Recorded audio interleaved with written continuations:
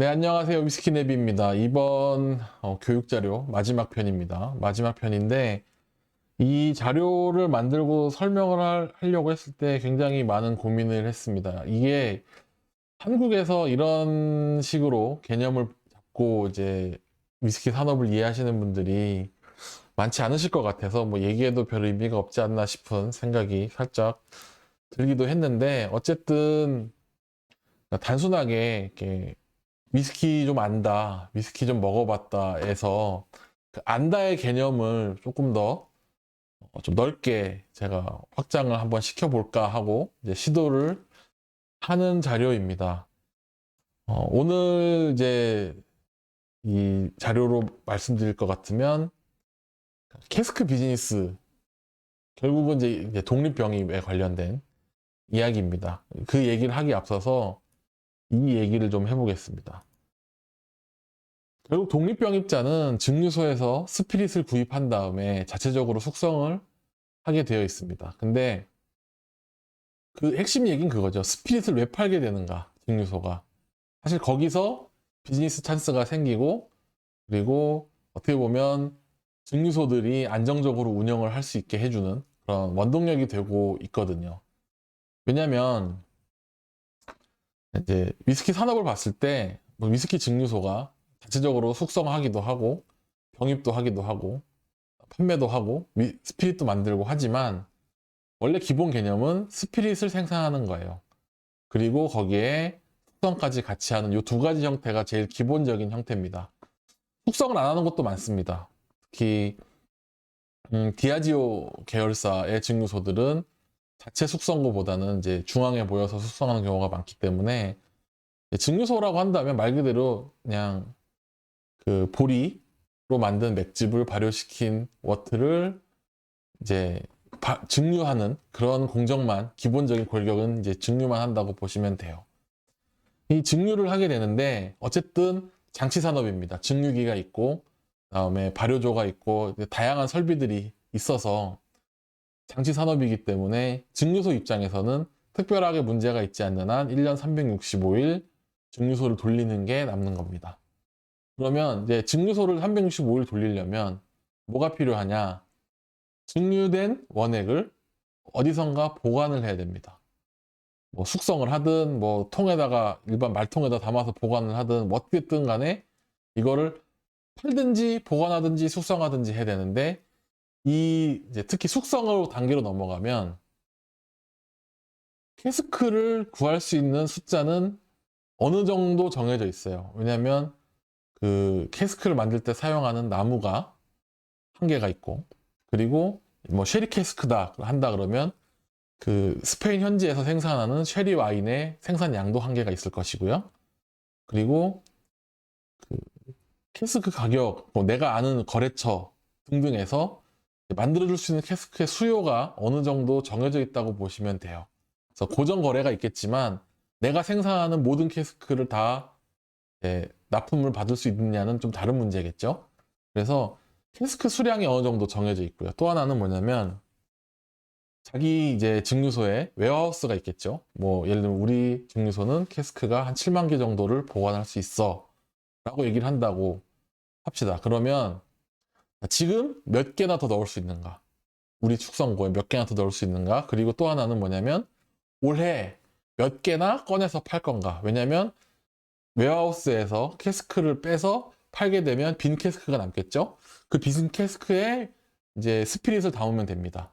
그래서 올해 뺄 위스키의 캐스크 숫자 그리고 내가 구해올 수 있는 캐스크 숫자를 더한 것에 웨어하우스에 남아있는 저장 용량을 보면 스피릿을 생산을 쭉 했을 때 100%다 보관이 가능하다 할 수도 있지만 대개는 남는 스피릿이 생깁니다. 왜냐하면 이 위스키 산업은 1, 2년 상황이 좋다고 해서 제품이 빨리빨리 만들어서 출고할 수 있는 그런 탄력적인 산업이 아니에요. 굉장히 비탄력적입니다. 최소 3년은 걸려요.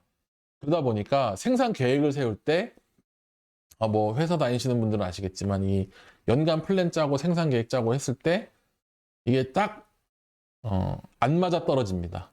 그러면 어떻게 하느냐? 공장을 가동을 하고 거기서 생산된 스피릿을 어느 정도 약간의 마진을 붙여서 파는 게 증류소 입장에서 이득이겠죠. 그 바람에 어쨌든 이제 시장에 유통되는 스피릿이 생기고 그 유통되는 스피릿이 새로운 비즈니스 찬스를 만들게 되는 겁니다. 그래서 그 캐스크 비즈니스가 있어요. 왜냐하면 이 위스키 산업 자체가 이제 300년이 넘는 그런 산업이기 때문에 각자의 그 투자자도 있고, 그 다음에 어느 정도 완충 작업을, 작용을 해주는 그런 산업들이 엄청나게 많이 존재를 합니다. 그 중에 하나가 이 캐스크 비즈니스가 있는데, 위스키 산업을 얘기할 때 위스키 소비의 3대 축이 있다고 이야기를 합니다. 하나는 뭐냐면, 일반적으로 술을 사서 마시는 소비자가 있고요. 그 다음에 병에 투자하는 사람들이 있고요. 그 다음에 캐스크에 투자하는 사람들이 있습니다. 병에 투자하는 사람들은 뭐 한국에도 많죠. 뭐 글렌드로냐, 뭐 맥켈란, 뭐 스프링뱅크 이런 거. 뭐 올해 뭐 맥켈란 18년이 나왔어요. 그러면 뭐 마시는 용도로는 그냥 바에 가서 한두 잔 먹거나 한 병 정도 먹고 집에 이제 뭐 3박스, 4박스, 뭐 몇십 박스씩 쌓아두시는 분들. 그분들은 실제 소비되는 술보다 훨씬 많은 숫자를 사놓고 가격이 오르기를 기다리는 그런 투자자들이 있고요. 또 하나는 캐스크를 직접 사는 투자자들이 있습니다. 그래서 이 캐스크를 사서 이제 서로 거래도 좀 중개해주고, 그다음에 보관도 해주고 이런 회사들이 굉장히 많아요. 그 회사들이 이제 자료 같은 걸 찾아보시면 통상 얘기하는 게 연간 10에서 15% 정도의 수익이 난다고 이야기를 하고 있습니다. 물론 이제 이게 100% 수익은 아니고요. 왜냐하면 1차적으로 이제 여러 가지 그 리스크가 있죠. 하나는 위스키가 숙성을 했는데 맛이 없을 경우가 있을 거고요. 그 다음에 생각보다 엔제스 쉐어가 심한 경우, 증발이 많아지는 경우도 있을 거고요. 또 하나는 그 증류소의 브랜드 가치가 어떻게 바뀔지 모른다는 거. 그 다음에 뭐 화재도 있을 것이고, 뭐 도난도 있을 것이고, 뭐 굉장히 많은 리스크가 있습니다. 하지만 그럼에도 불구하고 어느 정도 이제 안정적인 리스크는 조금 있지만 안정적인 투자 상품의 개념으로 받아들이시면 될 것 같아요. 그러면 이 산업이 대체적으로 어떤 그런 이제 회사들이 연관이 돼 있냐 그러면 증류소는 이제 스피릿 생산을 하죠. 그 다음에 이 본딩 컴퍼니라는 게 있습니다. 뭐냐면 영국 정부에 주세를 내야 되기 때문에 혹은 수출을 하더라도 수출용이라는 인증을 받아야 되기 때문에 또 하나는 중간중간에 맛을 보기 위해서 샘플링을 할 때도 이제 전문 그 세관 정부 직원 혹은 이제 본딩 컴퍼니의 중개 아래 이 캐스크에 지금 얼마가 있고 얼마를 빼서 샘플로 하겠습니다 하고 세금 내고 돈 내고 해서 나오는 경우가 있습니다. 가끔 이제 위스키들 찾아보면 듀티 페이드 샘플이라고 되어 있는 것들 보면 이제 본딩 컴퍼니에서 중개해서 세금을 내서 정식으로 샘플링을 했다는 의미입니다. 그 다음에 병입을 전문으로 하는 업체가 따로 있습니다. 대부분의 증류소는 병입 회사를 갖고 있지 않아요.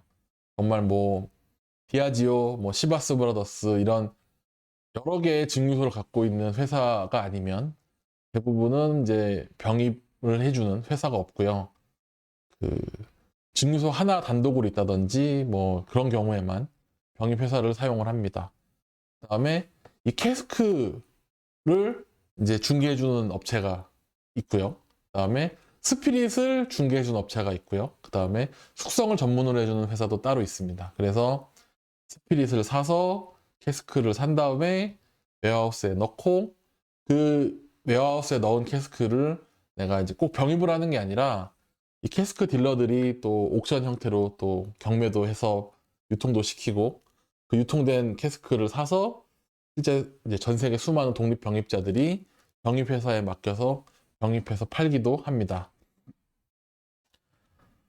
그리고 결론적으로 말씀을 드리면 이 위스키 가격이 상승하는 요인이 단순하게 맥켈란이 브랜드 가치가 올라가서 비싸졌어 이런 단순한 개념으로 접근한다기보다는 이제 병 가격이 올라간다는 개념이 하나 있고요. 이건 뭐냐면 그 병 투자자들이 소비자들이 많이 찾아서 양쪽이 많이 찾아서 병이 위스키 이제 완제품이 희귀 현상이 되는 현상이 있어요. 뭐 스프링뱅크 25년이 너무 빨리 소진이 됐다. 너무 빨리 나오자마자 다 끝나버렸다. 하는 경우에는 증류소 입장에서는 두 가지 선택지가 있죠. 보틀 가격을 올릴 수 있는 방법이 있을 거고요. 그 다음에 생산량을 늘릴 수 있는 방법도 있겠죠. 그래서 이런 이제 중고, 이제 소위 말해서 리셀러들이 이제 많아지고 많이 사게 되면, 무조건 최초 발매를 노리지 않으면 굉장히 가격이 올라가는 현상이 발생을 합니다.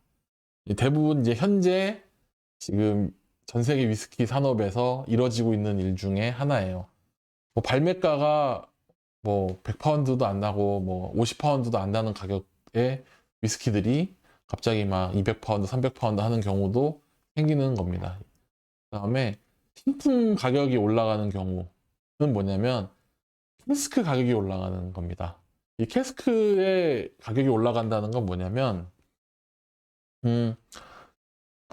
뭐 대표적으로 뭘 들까요? 뭐 맥켈란 같은 걸 예를 들어보죠. 맥켈란 같은 경우에 이제 웨어하우스도 크게 지었고 그다음에 자체 캐스크, 쿠퍼리지 모든 시스템을 다 갖췄기 때문에 더 이상 특별한 일이 있지 않고서는 스피릿을 팔 일이 없어요.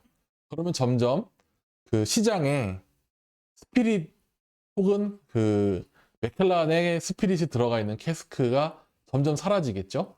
그러면서 이 캐스크 가격이 올라가게 됩니다.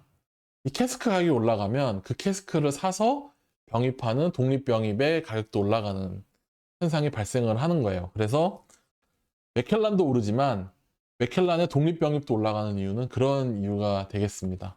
반대로 이제 오피셜은 올라가고 독립병입 가격은 그대로인 경우도 있어요. 이거는 뭐냐면 오피셜의 브랜드 가치는 올라갔지만 이제 스피릿이 아직 많이 유통되고 있기 때문에 가격이 그렇게 확 뛰지 않는다. 아직은 오르기 전이다. 곧 오를 거다의 시그널일 수도 있고요. 결국 이것도 투자의 한 종류이기 때문에 그런 시간차가 어느 정도 있습니다. 그다음에 이게 캐스크 투자자들은 그래서 결국 아까 말씀드린 대로 스피릿 가격이 오르거나 스피릿 가격이 오른다는 거는 공급이 줄거나 수요가 많아지거나 둘 중에 하나겠죠.